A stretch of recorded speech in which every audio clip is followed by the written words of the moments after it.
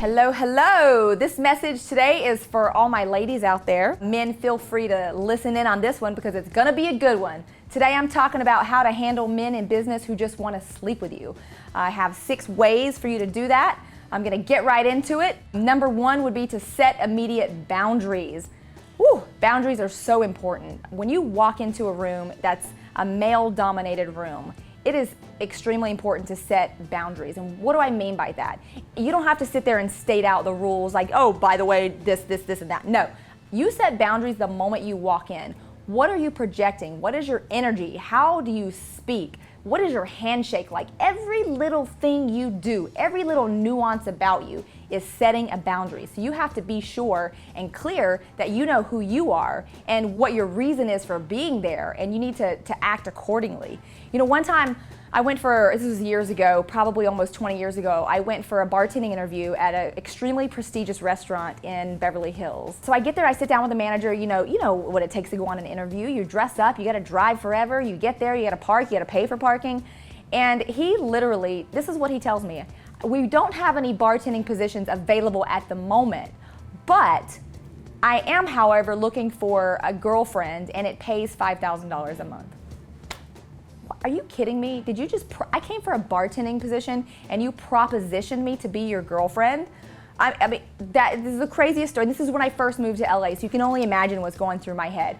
After I composed myself, I shook his hand. I said, I'm not your girl, but if you do have a bartending position that becomes available, please let me know. And I rolled out of there so fast.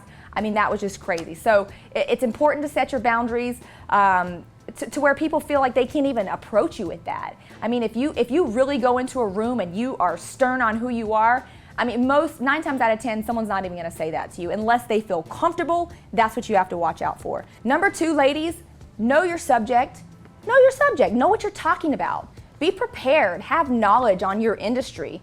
If I'm in the clothing business, I can't walk in and not know about fabrics, production, cutting, working with designers, working with employees, the types of thread I like to use, dye houses, buttons, trims. Like, you have to know all of this information. Otherwise, you know, if I don't know my stuff, when I walk into a room and I'm trying to talk about my business or I'm trying to, whatever, just get investing or whatever my goal is, I can't walk into a room and not know what I'm talking about. There is no way in HELL that I would ever want to be perceived as a dumb girl with a clothing line. You know, because I have a vision, or when I first started, I had a vision, oh, I'm gonna do this clothing line, you know, that can be misperceived really quickly. But if you know your stuff and people ask you questions and you know the answer, you got it. Know your stuff. Number 3 is dress appropriately. Okay, this is actually one of my favorites. I'm gonna probably get a lot of comments on this one. Look, we're women. Here's some facts about women.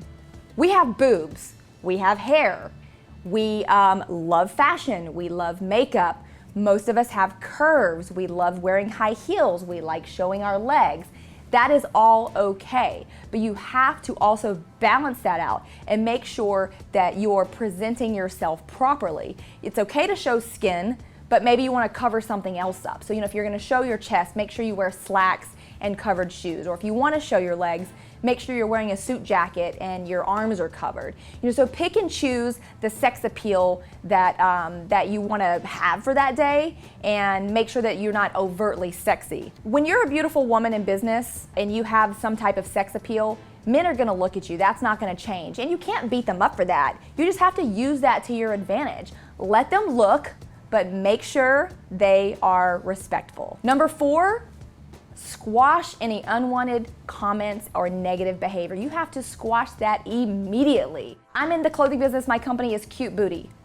When I walk into a meeting, what do you think? When someone hears the word cute booty, what kind of mindset do you think that puts them in? So usually, once I start talking about my business or what I'm doing, the first question, and it's the most annoying question in the world, and I've probably been asked 100 times, do you model your own clothes? Like, can you model your pants for me? I'm like, oh, here we go. And this is my answer. No, actually, I am the owner and creator of the company. I'm an entrepreneur. I do not model my own clothes, but I do pay people. I hire models to model my clothes. With a stern face. And that's how you have to answer. It's a dumb question, but it's their way of breaking the ice or flirting. I don't know what it is. I don't even really care what it is, but I squash it immediately. It's okay, and let me just clarify this, it's okay if someone compliments you. Nothing wrong with a compliment. Everyone loves a compliment. You look beautiful today. I love your outfit. Wow, you look amazing. Nothing wrong with that. But as soon as you feel some sort of way inside, and you know what that is, when you feel that pit of ugh inside your body, squash it immediately. Something that's equally as important is my point number 5, which is language and tone.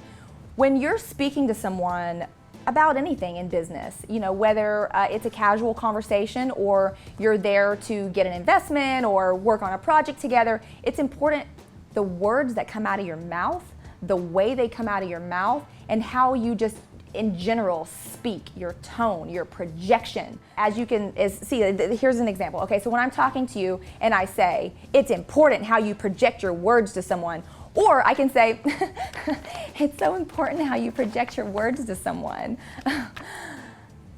I mean, really, no one's gonna take you seriously. So it's all about perception and projection, and you make sure that that's strong. If you're a strong, independent woman, you want to project that onto other people. It's okay to be soft, it's okay to be feminine, but strong projection is what we're going for.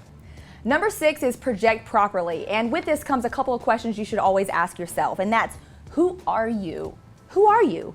What do you stand for? You need to know those things when you're growing in business and who you are and being an entrepreneur. You have to know who you are and what you stand for. Those are super important, and that's what you want to project when you're around people, whether it's a new contact or someone that's existing in business with you. You always want to project who you are, what you stand for, and it comes across in all aspects of you. Like, what do I project to you? In my mind, I project that I'm strong, I'm independent, I'm fashion forward. In some sense, I don't give a hoot what you think about me physically, because I feel in my heart that I'm polished, I'm put together, and I'm quirky. And I'm super comfortable in my own weirdness. I love being weird, I love being myself. In fact, when I look normal or I feel normal, it's uncomfortable. I like just a little something extra, and that's something that you really have to hone in on who you are. What are you comfortable with? What do you want to project to people around you? And there's nothing wrong with being a boss. I mean,